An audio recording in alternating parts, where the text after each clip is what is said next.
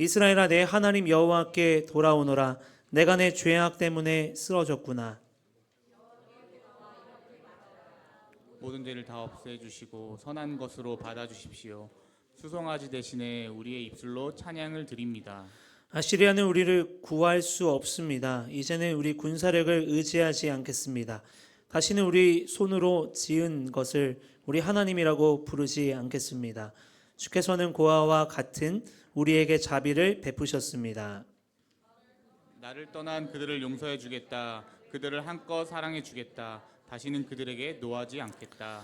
내가 이스라엘에게 하늘에서 내리는 이슬과 같을 것이니 이스라엘이 나리꽃처럼 필 것이다. 레바논의 백향목처럼 그 뿌리를 굳게 내릴 것이다. 나무의 가지가 자라서 올리브 나무처럼 아름다워지려고 레바논의 백향목처럼 향기로워질 것이다. 이스라엘 백성이 다시 내 보호를 받으며 살게 되고 마치 곡식처럼 자라날 것이다. 포도나무처럼 꽃이 피고 레바논의 포도주처럼 유명해질 것이다. 이스라엘이 말하기를 내가 우상들과 더 이상 무슨 상관이 있으리요 하는구나. 나는 푸른 전나무와 같으니 너희는 나로 인해 열매를 얻을 수 있을 것이다. 같이 읽을까요? 지혜로운 사람은 이 모든 것을 깨닫고 깨닫는 사람은 그것을 마음에 새겨둔다. 여호와의 길은 올바르기 때문에 의인의 길을 따르지 살지만 죄인은 그 길에 걸려 넘어질 것이다. 여러분들은 모를 수 있는 배우가 있는데 1950년 60년도에 미국에서 되게 유명한 헐리우드에서 유명한 배우가 있었어요. 나도 안 태어났던 때인데 오드리 헵번이라고 알아요? 어떻게 알아요? 네, 혹시 그 원더우먼의 주연 배우 이름 알아요? 모를 거예요 아마. 엘리자베스 테일러라는 사람이 있어요. 우리나라 배우로 말하면 김혜수, 이효리 이렇게 생각할 수 있는 이미지를 연상할 수 있는 배우예요. 자, 오드리 헵번 하면은 되게 단아하잖아요, 그죠? 근데 우리나라 사람들은 오드리 헵번 여러분들이 알 정도면 다 아는 거예요. 근데 엘리자베스 테일러는 잘 몰라. 이름도 몰라. 근데 사실은 서양권에서는 오드리 헵번보다 엘리자베스 테일러가 더 유명하대요. 더 많이 사랑받았던 배우라고 해요. 이 사람들이 지금 살아 있을까요? 네, 다 죽었어요. 네, 나이가 있죠, 많죠. 오드리 헵번은 1993년도에 이제 세상을 떠났고요. 엘리자베스 원더우먼의 주연 배우였던 엘리자베스 테일러는 2011년도에 세상을 떠났다고 합니다. 사람이 세상을 떠나면 그 사람의 이름을 남기게 되고 그 사람이 어떤 삶을 살았다라고 이야기가 되죠. 그래서 이 두 배우가 되게 유명했던 배우라 뉴욕타임즈에서 이 사람들의 인생을 재조명해서 글을 하나 남긴 게 있어요. 자, 오드리 헵번은 죽기 전에 열심히 아프리카에 가서 자신의 재산을 털어서 섬기고 그리고 기부하고 하는 삶을 마지막에 행보를 할머니가 돼서 그렇게 살았대요. 그래서 오드리 헵번을 뭐라고 얘기를 하냐면 그녀는 참 아름다웠다. 그리고 그녀의 인생 또한 아름다웠다라고 합니다. 아름답게 살았다. 젊을 때도 얼굴도 이뻤지만 그의 인생도 아름답게 맺어졌다라고 얘기를 하더라고요. 반면에 엘리자베스 테일러는 이뻤죠. 인기도 많았죠. 근데 결혼을 13번이나 했대요. 참 진짜 주님 오실 때까지 결혼하는 능력자죠. 그렇습니다. 13번 하기도 힘든데 13번째는 얼마나 뻘쭘할까, 그죠? 결혼하다가 엘리자베스 테일러를 한 번 하기도 힘들다고요? 어디서 들렸는데 지금? 네. 저도 한 번 하기도 힘듭니다. 공감합니다. 근데 그 사람의 인생을 이렇게 표현합니다. 그녀는 참 아름다웠다. 그러나 그녀의 인생은 참 추했다라고 말하더라고요. 사람이 살면서 이름을 남기고 또 그 사람의 삶이 이렇구나라는 이야기가 오고 갈 수 있겠구나 이런 생각을 좀 해보게 됩니다. 하나님과 이스라엘의 관계를 우리가 구약성경에 보면 계속 보게 되잖아요. 우리가 오늘 본문을 보기 전에 다시 한번 이해할 게 있는데 하나님과 이스라엘의 관계에 대해서 좀 우리가 알 필요가 있어요. 자, 아담과 하와가 나오죠. 아담과 하와가 뭐 해요? 무슨 죄를 지어요? 아까 시험 끝났다고 이러게 해요? 묻지 마요? 짜증나요? 죄를 지었죠. 죄가 있으면 하나님과는 더 이상 같이 할 수가 없게 돼요. 근데 죄를 짓고 타락하는 순간부터 하나님이 했던 게 있어요. 열심히. 그게 구원이에요. 구원. 회복시켜주기 위해서 하나님의 계속적인 노력은 구원이란 말이죠. 자, 그래서 아브라함까지 가면요, 아브라함을 왜 선택했느냐? 하나님의 구원 계획 안에서 아브라함을 선택했어요. 그리고 큰 민족이 돼야 되는데 큰 민족이 돼서 이스라엘이 돼요. 이스라엘이 출애굽을 하게 되죠.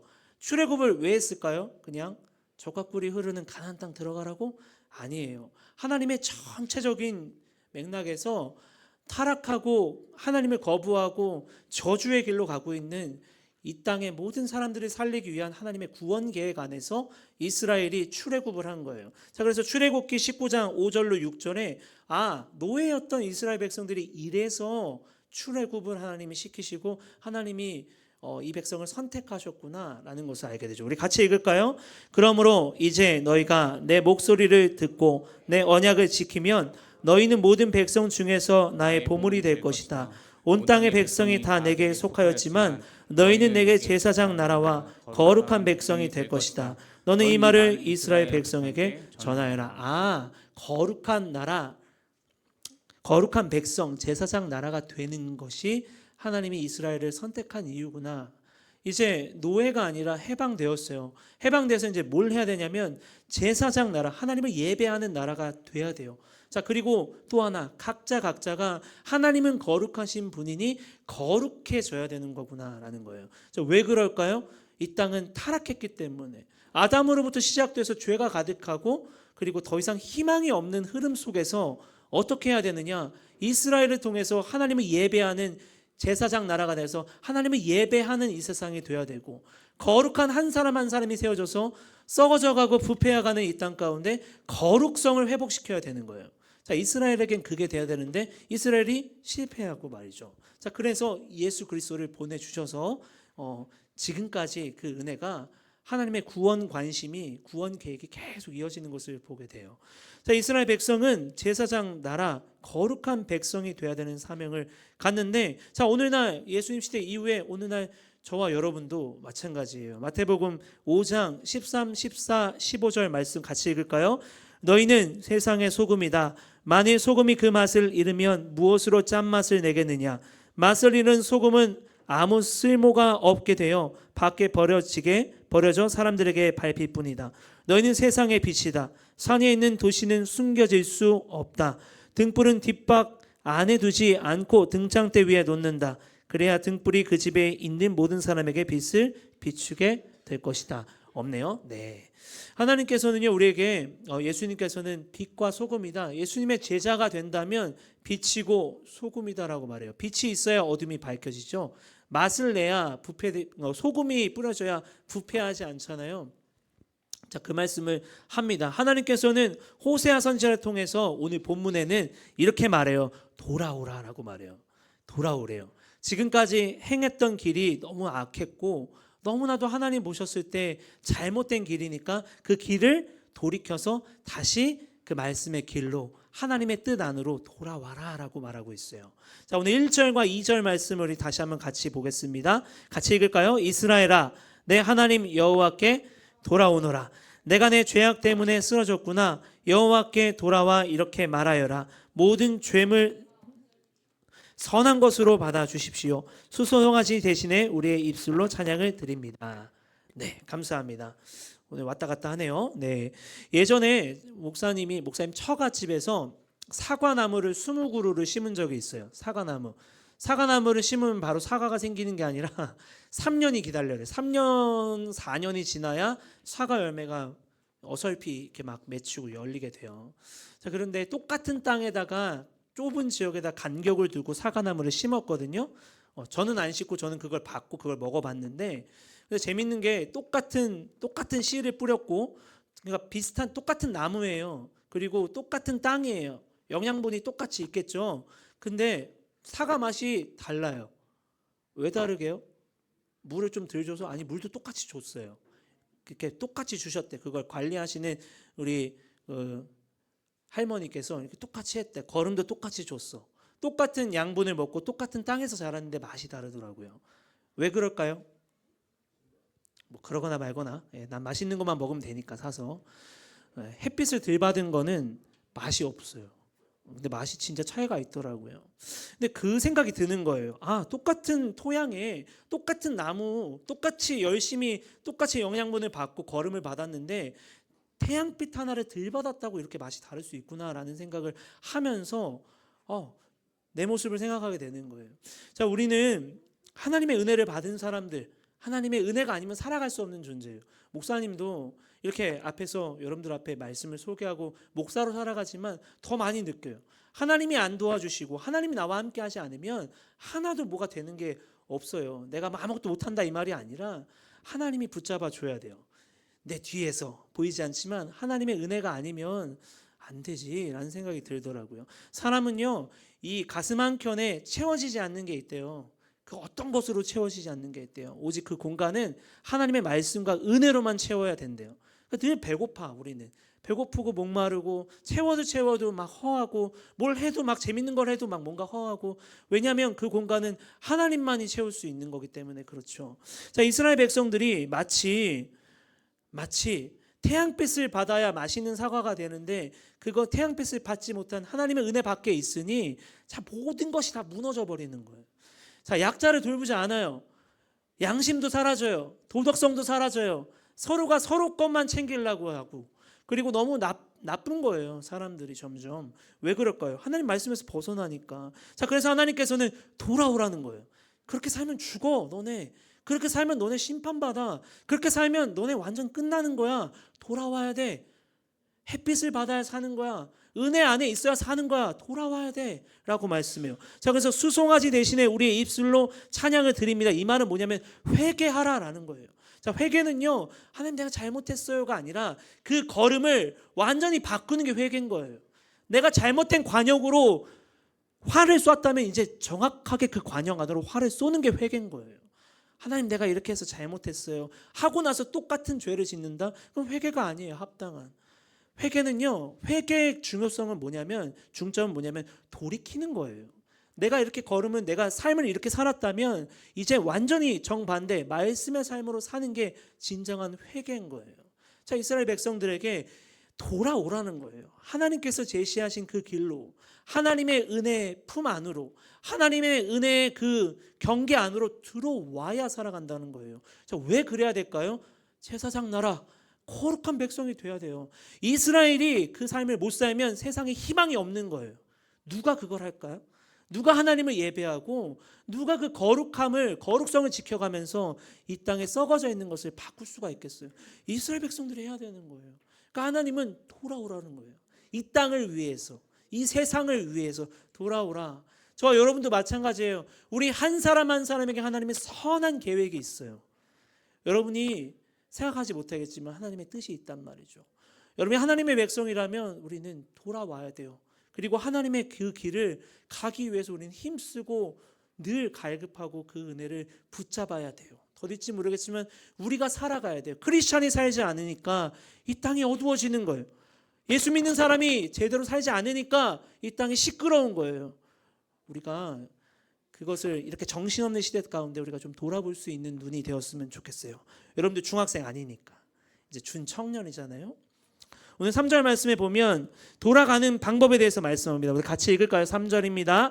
아시리아는 우리를 구할 수 없습니다. 이제는 우리 군사력을 의지하지 않겠습니다. 다시는 우리 손으로 지은 것을 우리 하나님이라고 부르지 않겠습니다. 주께서는 고아와 같은 우리에게 자비를 베푸셨습니다. 자, 이 마지막 맥락이 굉장히 중요해요. 주께서는 고아와 같은 우리에게 자비를 베푸셨습니다. 자, 이 말을 히브리어로 우리가 보진 않지만 이거를 풀면 이런 말이에요. 이스라엘은 오직 하나님 안에서만 긍휼을 얻을 수 있다. 다시 말하면 돌아오라, 내 품 안에 돌아와야 너희가 살 수 있어 라고 지금 말하는데, 하나님 품 안에만 있어야 긍휼함을 얻는데, 용서함을 얻고 평안함을 얻고 행복함을 얻을 수 있다라는 말인 거예요. 하나님 밖을 나간다면 내가 행복하다라고 자부할지 모르겠지만 그 안에 있는 채울 수 없는 그것, 절대 채울 수 없다는 말인 거죠. 우리에게 적용한다면요, 돌아오라는 거죠. 왜냐? 오직 하나님만 우리에게 긍휼과 자비를 베풀어 줄 수 있는 분이라는 거예요. 자, 세상의 즐거움도 한때예요. 여러분들 지금은 초등학교 생각하면 내가 예전 같지 않네라고 말할 수는 있어. 그렇지만 여러분들 한창이란 말이야 지금. 예. 중학교 애들 보면은 좀 이렇게 좀 가소롭지 않니? 나도 그때가 있었는데 쟤들이 뭘 알까? 이런 생각 하지 않아요? 고3 이제 친구들 이제 아예 미안해 고2를 이제 안 볼 거야 이제. 나 성인인데 이렇게 산단 말이지. 아직 젊어요, 여러분들 젊은데 그러나 조만간이라는 거죠. 여러분들 가끔 그런 데 느끼죠. 유치원으로 돌아가고 싶다. 그럴 때 있지 않아요? 학원도 그만 가고 싶고 이제 좀 유치원 때로 돌아가고 싶다. 초등학교 때로 돌아가고 싶다. 이런 생각하죠. 근데 그럴 수 없단 말이야. 세월은 지나고 책임은 더 부과되고 여러분들 빨리 어른 되고 싶은 친구 있죠. 그런 꿈 꾸지 마세요. 어른 되면 여러분들이 수능으로 인한 그 짐 무겁잖아. 근데 그거보다 훨씬 더 무거운 짐을 여러분이 지게 될 겁니다. 그만큼 책임이 따르죠. 그리고 내 나이가 나중에 늙게 되고 예전 같지 않고. 지난번에 축구하는데 그런 생각이 들었어요. 내 몸한테 미안하다고 했어요. 몸이 안 움직여지는 거야. 큰일 나겠다 이러다가 조만간이죠. 여러분들도 언제까지 이렇게 막 뛰겠어요. 안 되죠. 세상은 영원한 게 없어요. 언젠가는 다 모든 것이 다 옛날처럼 있는 것이 아니라 다 모든 것은 지고 또 새로운 게 태어나고 겨울이 오면 봄이 오고 봄이 오면 여름이 오고 여름이 오면 가을이 되고 가을이 되면 겨울이 오고 세상에 영원한 게 없단 말이에요. 자, 그래서 하나님께서는 돌아와야 된다라고 말하면서 오늘 4절에 보면 나를 떠난 그들을 용서해 주겠다. 그들을 한껏 사랑해 주겠다. 다시는 그들에게 노하지 않겠다. 하나님께 돌아오는 미래에는 이런 은혜가 있을 거야 라고 회복이 있을 거야 라고 말하고 있습니다. 자, 그러면서 하나님께서는 비유를 통해서 말씀하는데 오늘 5절, 6절, 7절을 우리 다 같이 읽읍시다. 5절, 6절, 7절입니다. 내가 이스라엘에게 하늘에서 내리는 이슬과 같을 것이니 이스라엘이 나리꽃처럼 필 것이다. 레바논의 백향목처럼 그 뿌리를 굳게 내릴 것이다. 나무의 가시가 자라서 올리브 나무처럼 아름다워지고 레바논의 백향목처럼 향기로워질 것이다. 이스라엘 백성이 다시 내 보호를 받으며 살게 되고 마치 곡식처럼 자라날 것이다. 포도나무처럼 꽃이 피고 레바논의 포도주처럼 유명해질 것이다. 이슬은요, 우리도 이슬 내리잖아요. 근데 우리나라에 내리는 이슬은 별로 그렇게 중요하지 않아요. 아빠들이 운전을 해야 되잖아요. 보통 엄마들도. 근데 그 이슬이 얼마나 귀찮은지 알아요? 그 이슬에 먼지가 막 껴가지고 어저께 세차를 했는데 차가 막 더러워져요. 그럼 되게 마음이 상해. 우리나라 왜 이렇게 더러운 거야? 이런 마음이 들거든요. 자, 근데 이스라엘과 팔레스타인 지역에는 이 이슬이 너무 중요해요. 이슬이 안 내리면 그 한 해 농사를 다 망치게 돼요. 4월부터 10월까지는 건기예요. 그러니까 안 그래도 건조기후 지역인데 너무나도 이제 물이 없는 거죠. 그런데 새벽에 내리는 그 이슬이 그 농작물을 자라게 하는 거예요. 굉장히 절대적이라고 볼 수 있죠. 그래서 이 이슬까지 멈추면 큰일 나는 거야, 이 땅은 완전히. 자, 근데 하나님이 이슬과 같은 존재라고 지금 말하고 있어요. 그리고 이스라엘 백성들을 마치 가지 그리고 열매 뭐 이런 비유를 하면서 이게 원뜻을 보면 새순이거든요. 새롭게 자라나는 가지, 이파리 이런 뜻인데 무슨 말을 하고 있나요? 하나님이 이슬 같은 존재, 그러니까 그 식물을 자라게 하는 정말 소중한 이슬 같은 존재라는 거예요. 저와 여러분은 마치 가지와 같은 존재. 그러니까 이슬이 내리지 않으면 그 나무는 자랄 수가 없어요. 열매는 자랄 수가 없는 거예요. 자, 그만큼 하나님은 이스라엘과 너무나도 각별하고 절대적인 존재라는 거죠. 자, 그래서 돌아와야 된다라고 말하는 거예요. 자, 레바논의 백향목처럼 그 뿌리를 굳게 내릴 것이다. 나무의 가지가 자라서 올리브 나무처럼 아름다워지고 레바논의 백향목처럼 향기로워질 것이다. 이스라엘이 그렇게 회복될 거라는 거죠. 하나님 안에 들어왔을 때 그런 은혜가 있을 거다라는 거예요.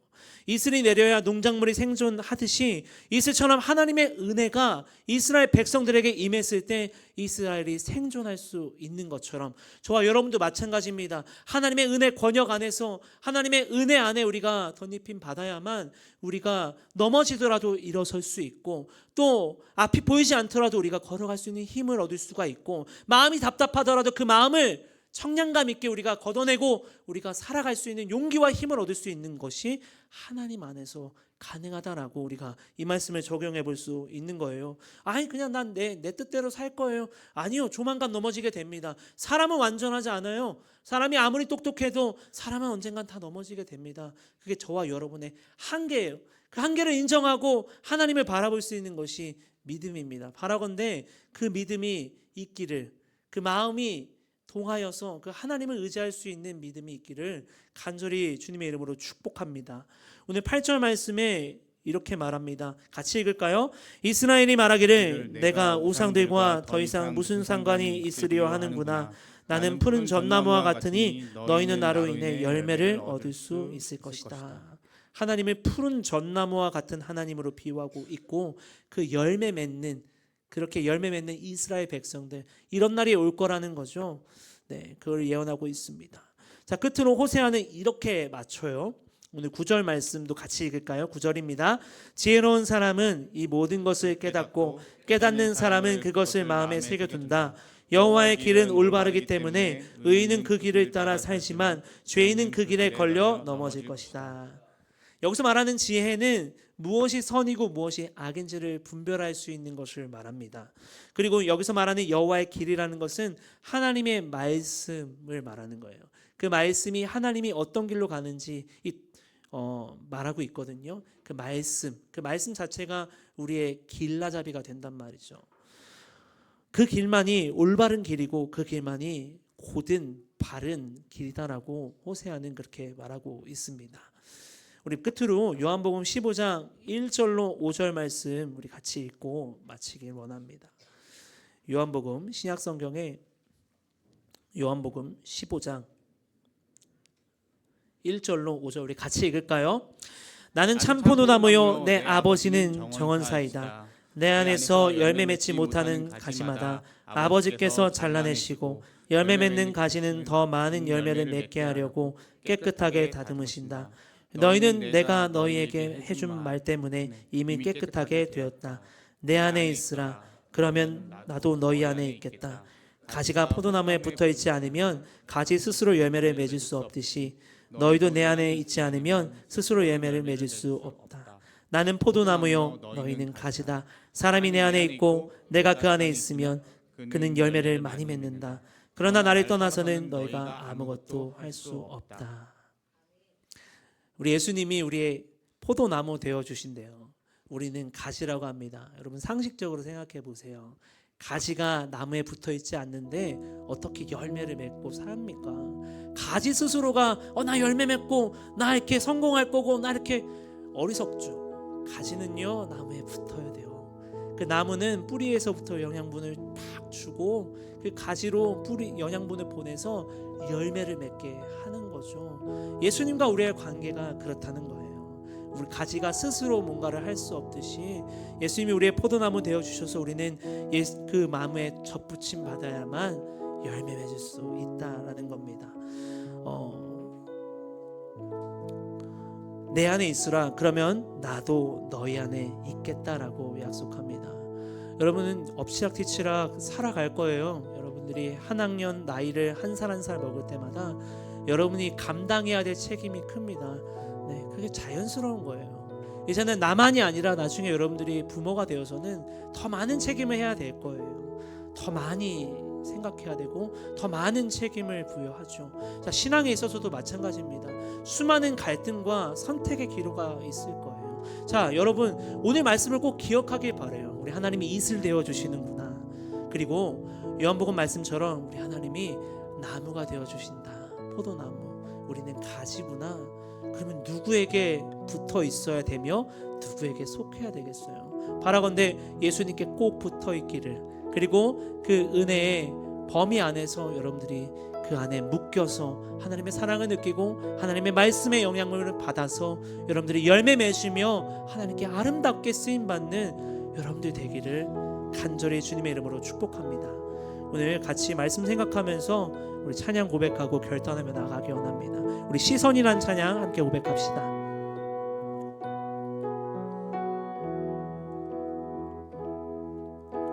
내게로부터 눈을 들어 주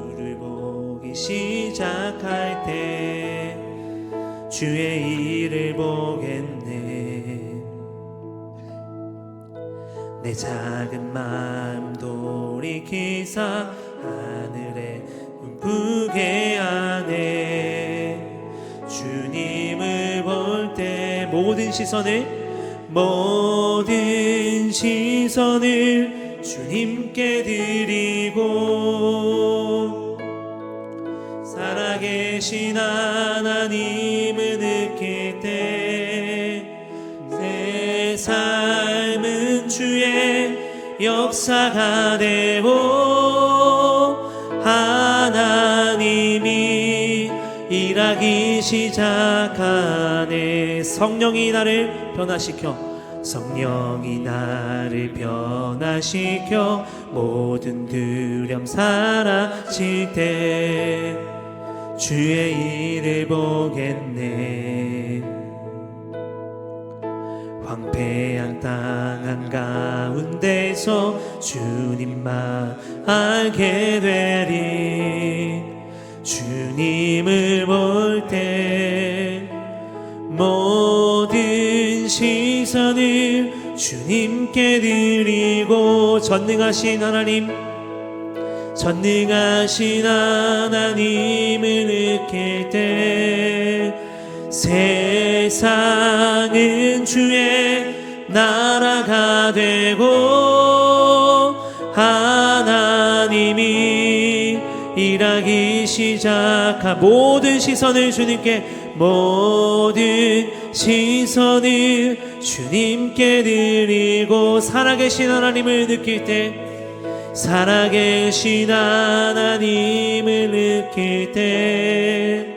내 삶은 주의 역사가 되고 하나님이 일하기 시작하네. 자, 우리 3분간만 우리 같이 목소리를 내어서 우리 같이 기도할까요? 이렇게 기도하기 원해요. 여러분들 상황이 마음이 여러 가지일 수 있습니다. 혹시 내 마음이 어떤 일로 인해서 낙심되어 있다면 이렇게 기도하기 원합니다. 하나님이 은혜를 베풀어 주신다면 돌아오라라고 지금 말씀하는데 하나님 은혜를 내가 느끼기 원합니다. 하나님이 은혜를 베풀어 주신다고 했사오니 하나님 내가 그 은혜에 반응할 수 있는 내가 되기 원합니다. 혹은 이 말씀 가운데 정말로 마음에 도전이 된다면 이렇게 기도할까요? 하나님 내가 더 내 믿음이 자라서 내가 아름답게 열매 맺어서 하나님께 기쁨 되기 원합니다. 내가 학업을 통해서든 무엇을 통해서든 하나님께 영광 되기 원합니다. 하나님 도와주세요 라고 함께 우리 결단하며 말씀 생각하며 함께 기도하기 원합니다. 함께 기도합시다. 살아계신 하나님 감사합니다. 하나님 우리의 이슬 되어주시는 우리의 포도나무 되어주시는 그 주님께 우리가 시선을 드리고 마음을 드리고 주님 앞에 우리가 나아가기 원합니다. 하나님 우리의 인생길은 세상은 너무나도 한치 앞을 볼 수 없는 길입니다.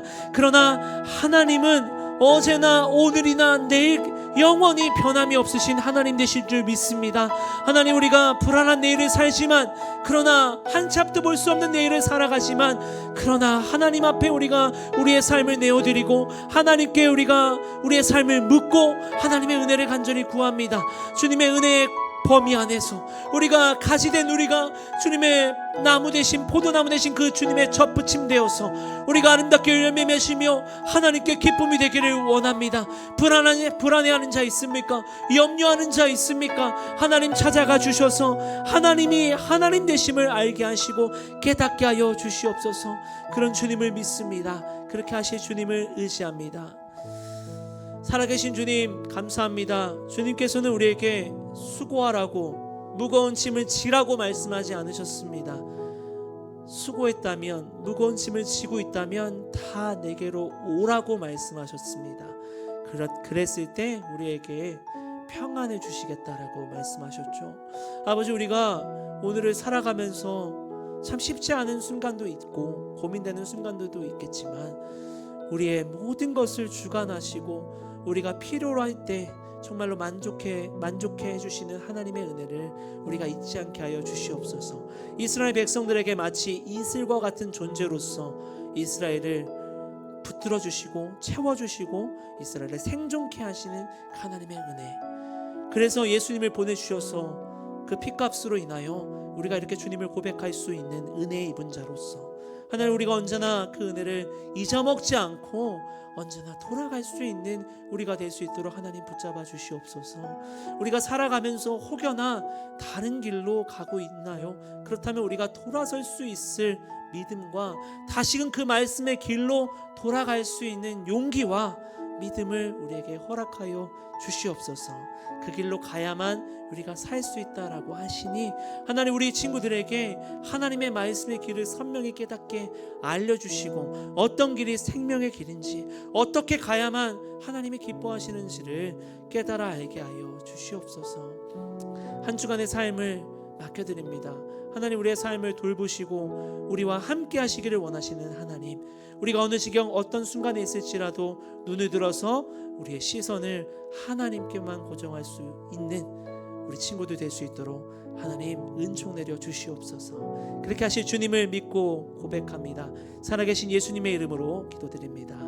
아멘. 지금은 우리 구주 예수 그리스도의 은혜와 무한하신 하나님의 사랑하심과 성령의 내주하심과 교통하심이 이슬 되어주시는 하나님, 은혜 베풀어 주시는 하나님, 포도나무 되어주시는 예수님께 나아가기를, 다시 돌아가기를, 그분 안에 거하기를, 그분을 바라보기를 결단한 믿음의 권속들 지체들 머리 위에 이제로부터 영원히 함께 있을지어다.